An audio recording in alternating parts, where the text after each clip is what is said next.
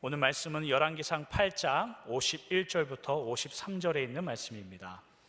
제가 가진 성경으로는 구약 성경 525면에 있습니다.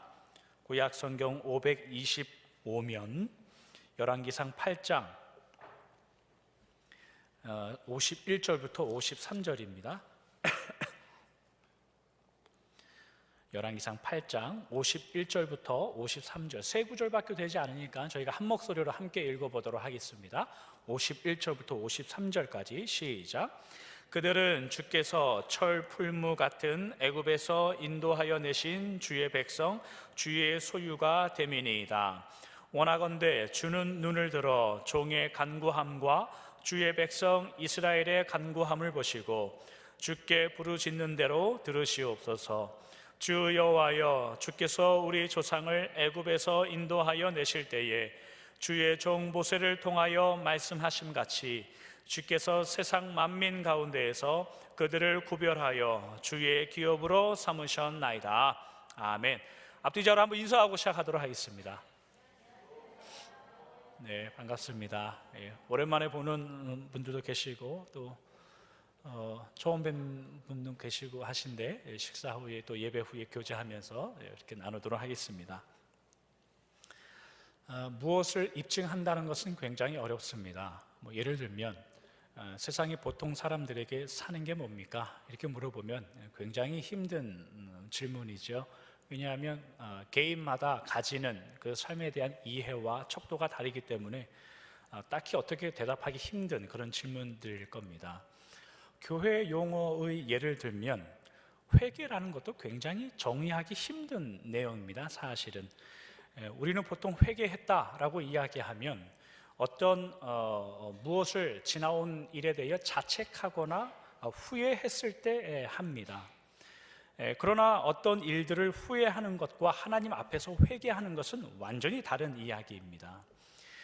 우리는 회개를 언제 하냐면 보통 나의 이익과 손해와 연관되어서 할 때가 참 많아요. 무슨 이야기냐면 우리 집안에 갑자기 안 좋은 일이 생기거나, 아니면 건강이 갑자기 안 좋아지거나, 아니면 직장이나 사업터에 갑자기 예상하지 못했던 일들이 생겼을 때 우리는 일단 회개를 먼저 합니다.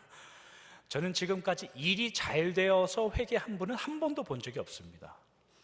혹시 주변에 그런 분들 본 적 계십니까? 일이 잘 되었는데 하나님께 회개한 사람. 저는 지금까지 신앙생활하면서 그런 분들을 한 번도 뵌 적이 없습니다. 근데 회개라는 것은 나의 어떤 생각, 나의 어떤 원하는 길대로가 아닌 하나님께서 원하시는 길과 방향대로 나의 삶을 터닝해서 다시 가는 것, 그것을 회개라고 해요. 그러니까 다시 말하면 일이 잘 되어도, 건강하여도, 좋은 일만 여러분의 인생 가운데 가득하여도 여러분들이 늘 기도하고 말씀 앞에 비추어서 길이, 여러분들의 삶이 하나님의 말씀과 조금 다른 것 같다라고 깨달음이, 어떤 그런 마음이, 감동이 있으면 그 길을 벗어나서 하나님이 원하시는 길로 가셔야 돼요. 우리는 그걸 회개라고 한단 말이죠.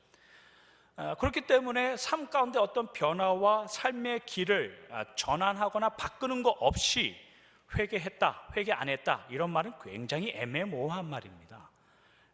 사용하기 힘든 말이라 이거죠. 무엇을 입증하기 힘들다라는 말을, 이런 내용도 있어요. 한번 잘 생각해 보십시오. 가장 쉬운 사물의 예를, 우리가 지금 예배실 의자에 앉아 있는데 여러분들 의자를 도대체 뭐를 보고 의자라고 이야기합니까? 우리가 지금 의자에다 앉아 있는데 예를 들면 다리가 4개 달려 있으면 의자입니까? 아니죠. 식탁도 다리가 4개 달려 있을 수 있죠. 아니면 등받이가 있으면 의자입니까? 예를 들면 피아노 의자 같은 경우는 등받이가 없죠. 근데 의자라고 우리가 부르죠. 아니면 우리가 엉덩이를 깔고 편하게 쉴 수 있으면 의자라고 부릅니까? 그런 거는 저 뒷동산에 올라가서 또 할 수 있는 거예요. 우리들은 사람이라고 이야기하죠. 사람은 머릿속에 어떤 특별한 개념이라는 게 있어요. 어떤 사물이나 어떤 이해에 대해서. 그런데 그것을 딱히 무엇으로 증명해 봐라라고 이야기할 때는 쉽지 않습니다. 굉장히 어렵다는 이야기예요. 언제 그것을 확실히 입증할 수 있냐면 우리 눈앞에 실제가 있으면 실체가 있으면 증명할 수 있어요. 예를 들면 아무 의자라도 우리 눈앞에 딱 있으면 이게 의자인지 의자가 아닌지 우리가 구분해낼 수 있다고요. 아무리 어린 아이들에게도 피아노 의자하고 비슷한 테이블 하나 갖다 놓고 얘야 뭐가 의자 같냐 물어보면 이게 의자입니다, 이게 의자일 거예요, 이렇게 얘기한단 말이죠. 그러니까 사람이란 존재는 어떤 개념을 가지고 있으면 그 개념에 대한 실체가 있으면 그것을 확인할 수 있단 말이죠.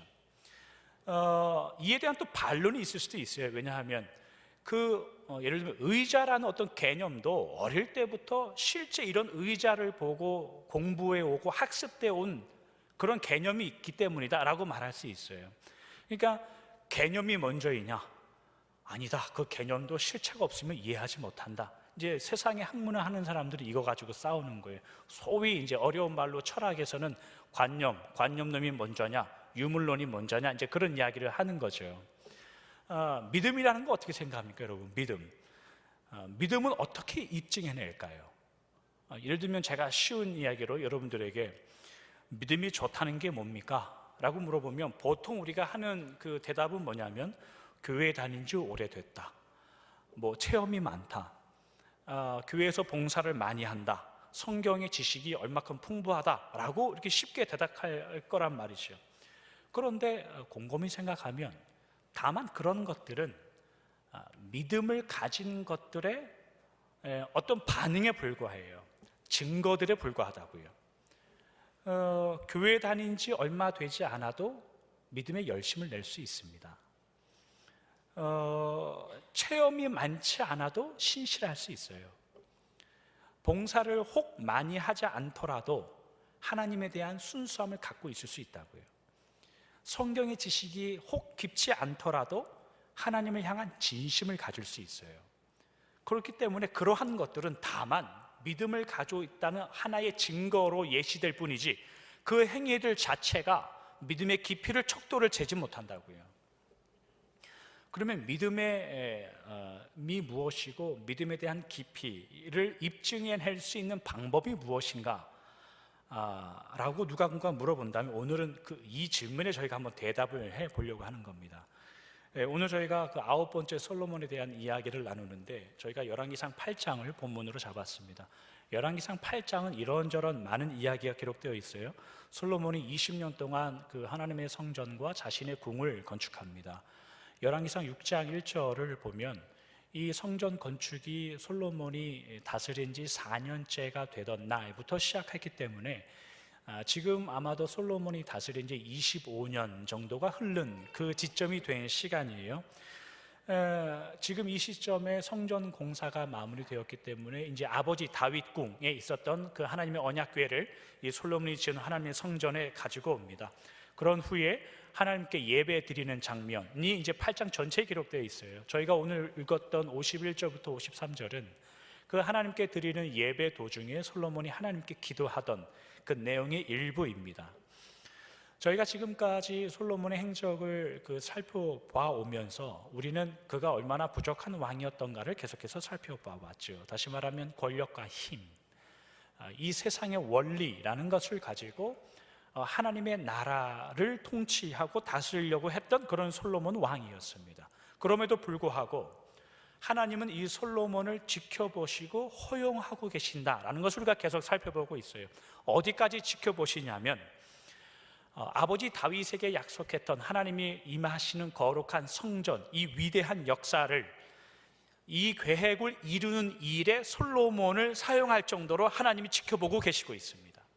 그러니까 사람 마음 같으면 그냥 조금 더 그럴듯한 자식이 나올 때까지 좀 기다리고 그럴듯한 왕이 좀 나올 때까지 기다려서 하나님의 그 위대한 위였던 그 성전을 건축하는 일을 하시면 좋을 것 같은, 그게 우리의 정당한 생각이죠.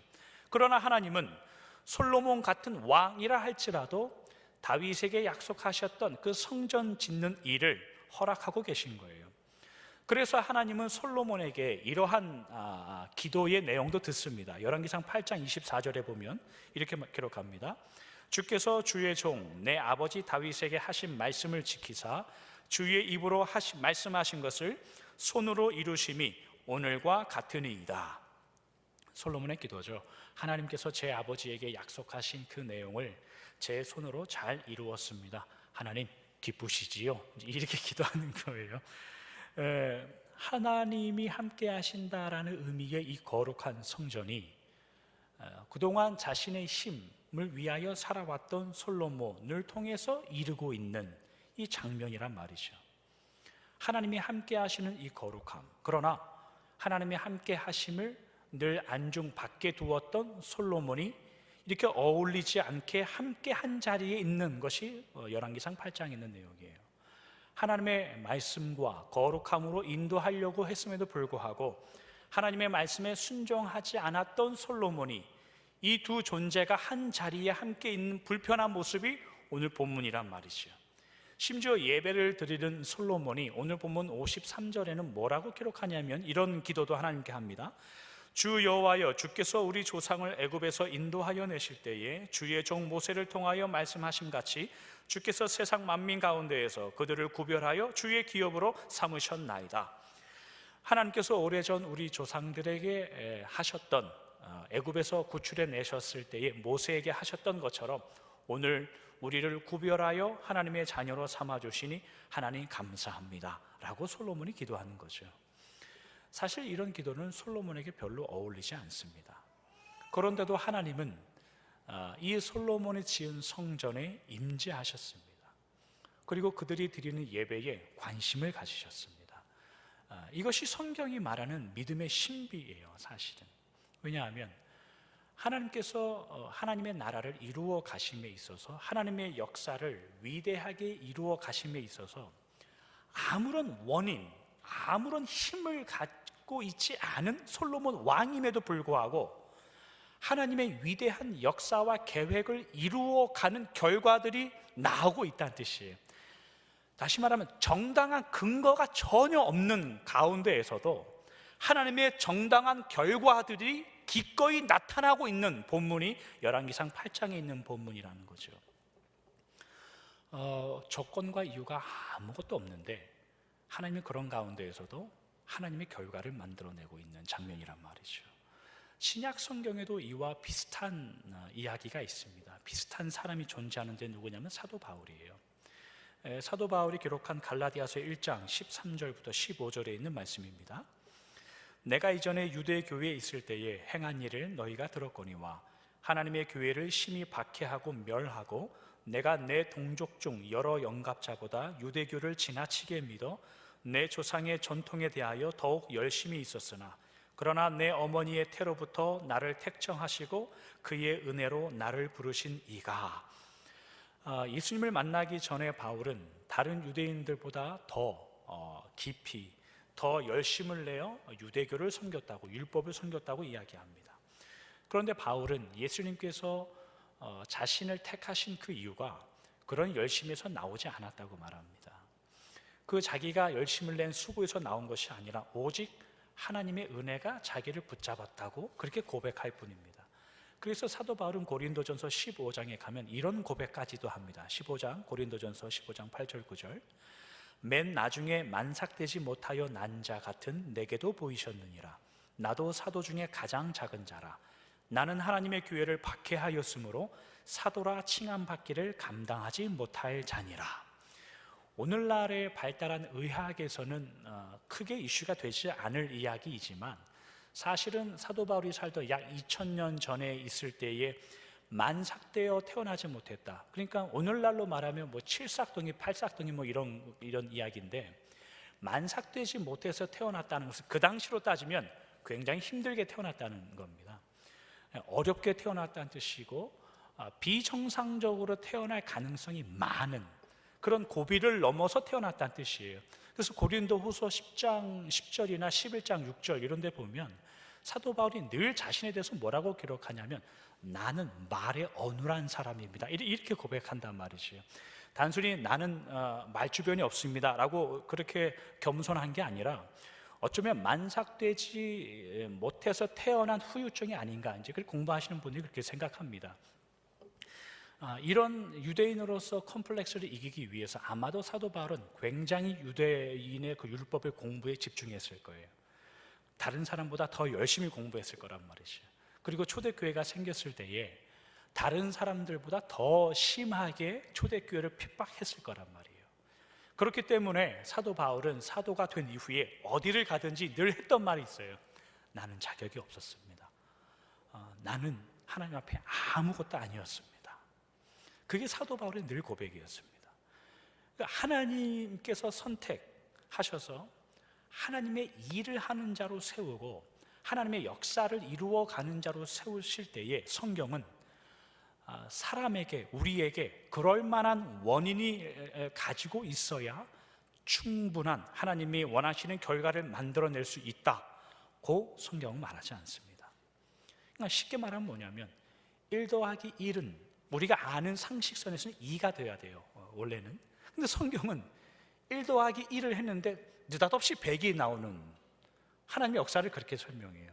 때로는 1 더하기 1인데 아무리 1 더하기 1을 해도 2가 안 나오고 그냥 계속해서 0인, 때로는 하나님은 역사는 그렇게 한단 말이죠. 그래서 어려운 거예요. 그래서 교회 생활과 신앙생활은 하나님의 일을 한다는 것은 쉽지 않은 겁니다. 한 가지 쉬운 질문을 한번 해보죠. 일부 예배 때 이 질문 하니까 웃기만 하시던데, 여러분 생각에는 이 앞에 있는 신옥태 목사는 훌륭한 목회자입니까? 일단 제 가족은 대답을 하지 마십시오. 미리 짜는 것도 아니고. 훌륭한 목회자입니다. 오해하지 마시고 잘 들으셔야 됩니다. 신앙이 깊거나 경험이 많거나 지식이 많아서가 아닙니다. 지금 이 자리에서 하나님의 말씀을 전한답시고 겁도 없이 강단의 앞에 나와서 하나님의 말씀을 대언하고 있기 때문에 훌륭한 겁니다. 그거밖에 없습니다. 다른 이유는 전혀 없습니다. 제가 또 하나 질문할게요. 그러면 이 질문도 웃기만 하시더라고요. 여러분 생각에 여러분들은 훌륭한 성도입니까? 일부 예배 때도 대부분이 이렇게 하셨습니다. 여러분 생각에 여러분은 훌륭한 성도입니까? 제가 대신 대답해 드릴게요. 여러분들은 훌륭합니다. 잘 들으셔야 돼요. 어디 가서 교만하지 마시고요. 여러분들은 훌륭합니다. 왜 훌륭하냐면 여러분들의 믿음이 깊어서가 아닙니다. 여러분들이 성경 지식을 얼마큼 알고의 문제가 아니고 여러분들이 기도를 얼마큼 하거나 봉사를 얼마큼 하나의 문제가 아니라 이 좋은 날씨에 예배 드리겠다고 여기 와서 앉아있기 때문입니다. 그거밖에 없습니다. 여러분들이 훌륭한 이유는 그거밖에 없어요. 그게 무슨 이야기냐면 우리가 훌륭할 수 있는 근거는 하나님에서 출발한 이유밖에 없기 때문입니다. 여러분, 이런 일이 아무나에게나 일어나지 않습니다. 밖에 나가서 누구를 붙잡고 교회 갑시다 이야기해 보십시오. 뺨 맞습니다. 이런 일이 아무나에게 일어나지 않아요. 여러분들이 교회에 와서 지금 아무것도 안 하고 그냥 앉아만 있다 가시더라도 여러분들은 굉장한 기적을 맛보고 가는 겁니다.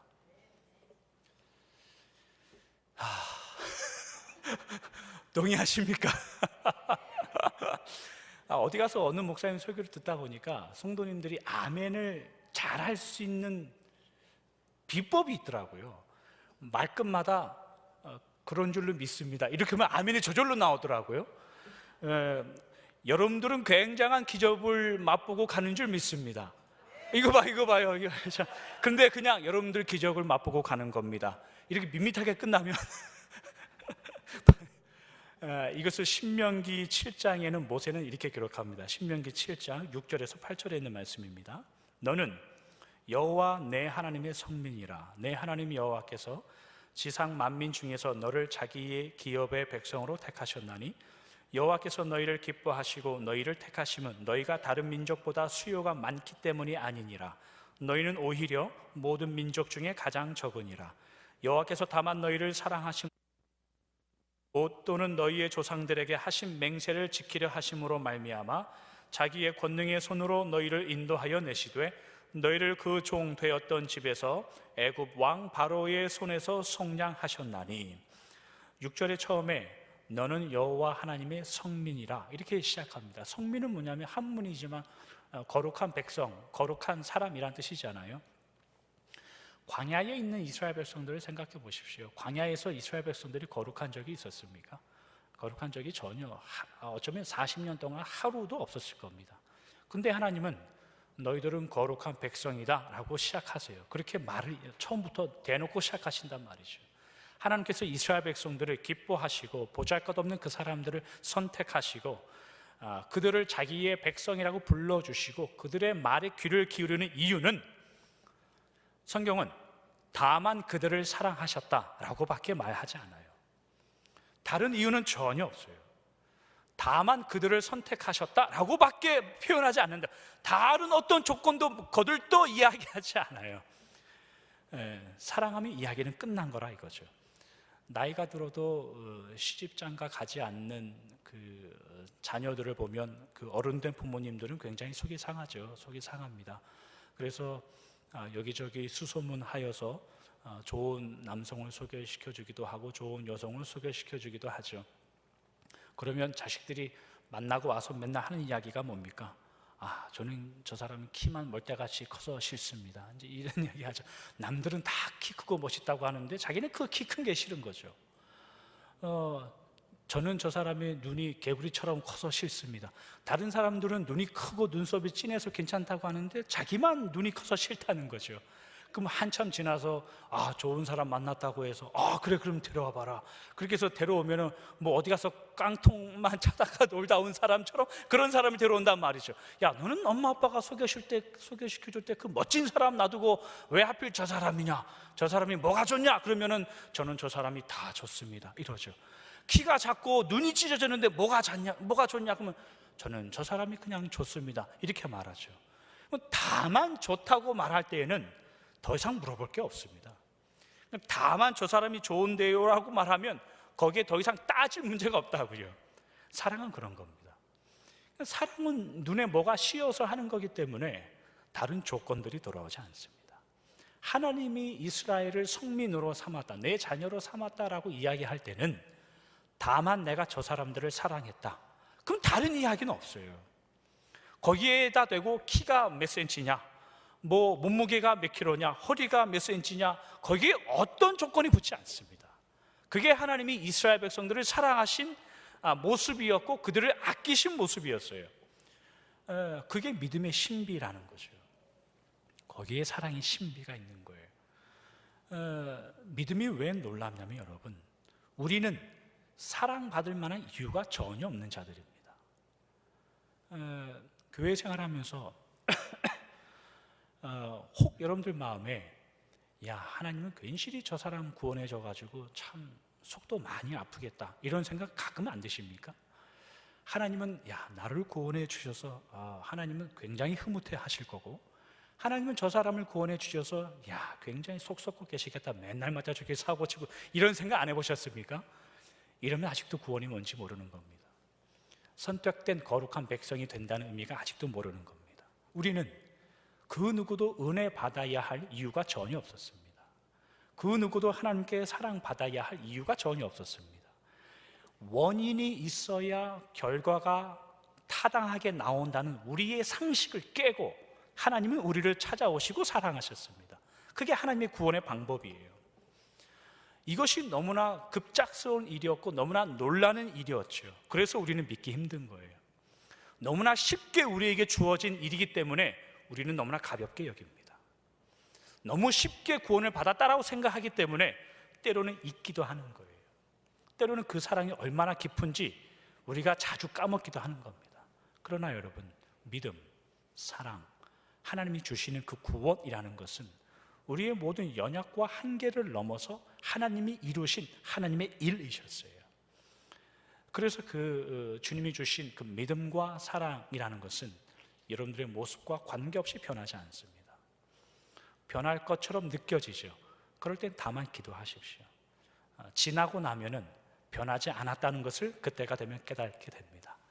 말씀을 정리하면서 처음 나누었던 질문을 한번 저희가 다시 되돌아가 보도록 하죠. 성도가 가진 믿음을 입증하는 게 뭐가 있을까? 그 방법이 무엇이 있을까라고 생각할 때 그것이 신앙의 경험이나 지식이나 체험들, 봉사하는 양, 하나님께 가지는 나의 어떤 진심들, 그런 것들로 입증될 수 없습니다. 그러한 것들은 믿음을 가진, 다만 거기서 나오는 증거들이지 그것 자체가 믿음을 입증하는 어떠한 것도 되지 않아요. 믿음을 입증하는 단 한 가지의 방법, 유일한 방법은 그 뭐냐면 우리를 부르시고 구원해 주시고 하나님의 자녀로 삼아 주신 하나님 아버지의 사랑, 그리고 그것을 이루기 위하여 십자가를 지신 예수님의 십자가, 그것만이 유일한 믿음의 증거입니다. 그것만이 유일한 믿음을 입증하는 방법이에요. 그렇게 구별하고 그렇게 사랑하시는 하나님의 백성들, 이스라엘 백성들이 솔로몬의 부족함 때문에 갈 길을 찾지 못하고 헤매일 때에도 하나님은 성전이라는 것을 통해서 하나님의 계획을, 그런 자들을 이루시는 것을 통해서 여전히 말씀하고 계시죠. 너희들이 독수리의 날개에 업혀서 어떻게 가고 있는지 늘 기억하고 살아라. 그것이 하나님 아버지의 마음입니다. 하나님은 여러분들을 먹이십니다. 하나님은 여러분들을 기르십니다. 어떠한 사망의 음침한 골짜기를 걸을지라도 하나님은 여러분들의 인생에 참여합니다. 여러분들의 인생에 관계하십니다. 그게 하나님의 방법이셨고 하나님이 사랑하신 자들의 인생이었습니다. 거기에 믿음이 있는 겁니다. 다른 것에서 여러분들의 믿음을 찾으면 곤란합니다. 그러면 늘 흔들립니다. 다른 것에서 여러분들의 사랑을 찾으면 곤란합니다. 늘 흔들립니다. 여러분들을 사랑하신다는 말씀을 붙잡고 여러분들을 어느 순간에도 광야에 우상을 섬기고 하나님을 떠나고 죄 지을지언정 하나님은 우리를 성민이라고 불러주시는 그 하나님의 은혜를 생각하여 살아가시는 여러분들 되시길 주님의 이름으로 축원합니다. 기도하겠습니다. 하나님 감사합니다. 솔로몬이 하나님의 거룩한 성전을 짓습니다. 그리고 하나님께 기도합니다. 그가 믿음이 출중하고 훌륭해서 하나님의 뜻을 이루고 있다는 것이 아님을 우리가 계속해서 살펴보옵니다. 하나님의 부족한 자들, 하나님의 연약한 자들이 믿음과 신앙을 가질 수 있다는 것은 우리의 잘난 모습에 있지 않습니다. 우리가 만들어낼 수 있는 어떤 조건과 원인에 있지도 않습니다. 그저 우리를 성민으로 여겨주시고 그저 우리를 하나님의 자녀로 불러주신 하나님의 사랑에 있음을 우리가 고백합니다. 이 믿음이 흔들리지 않을 수 있는 이유가 우리의 열심과 수고가 아니라 하나님의 열심과 하나님의 수고라는 것을 우리가 고백하오니 하나님, 주님을 더욱더 의지하게 하시고 주님을 더욱더 바라보아 사는 우리의 인생들 되게 하여 주시옵소서. 좋으신 예수님의 이름으로 기도하옵나이다. 아멘.